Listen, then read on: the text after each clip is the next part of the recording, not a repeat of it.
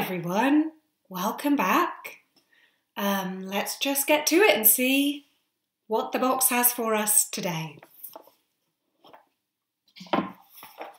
Okay. Today's writing prompt is eavesdrop.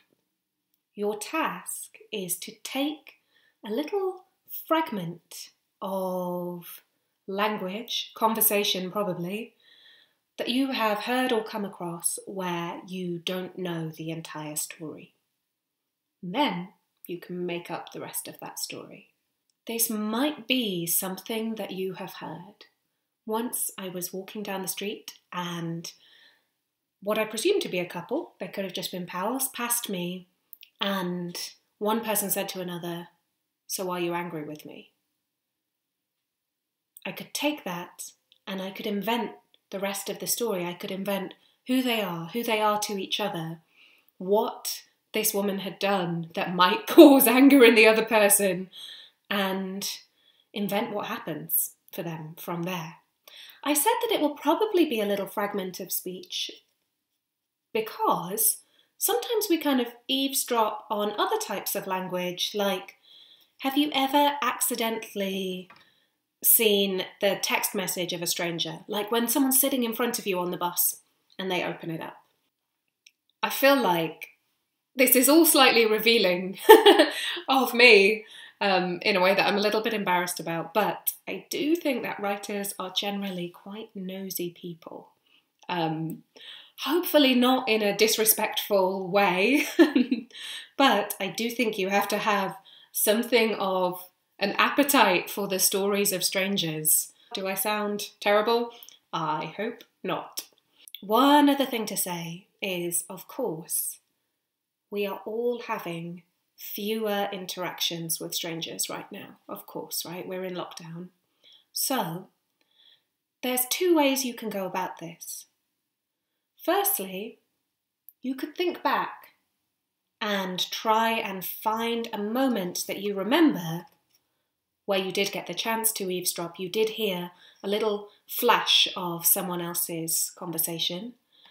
And as always, never dismiss. When I invite you to remember something, be careful about being too quick and saying, "Oh, I don't remember that.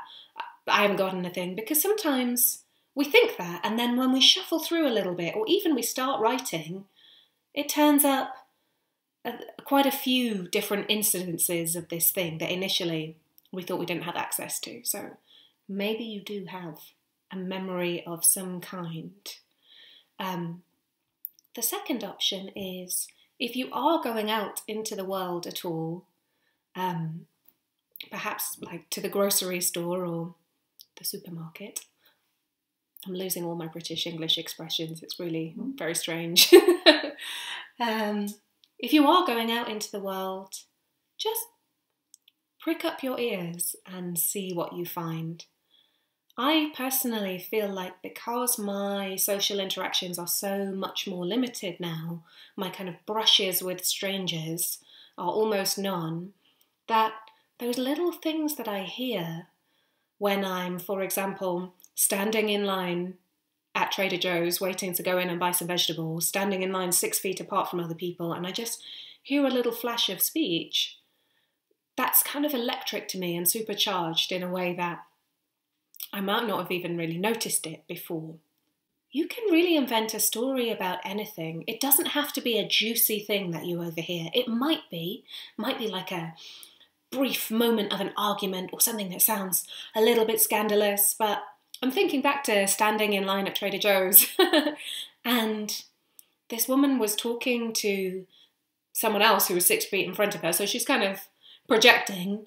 She was just talking about the plants that were for sale and all the plants in her own garden.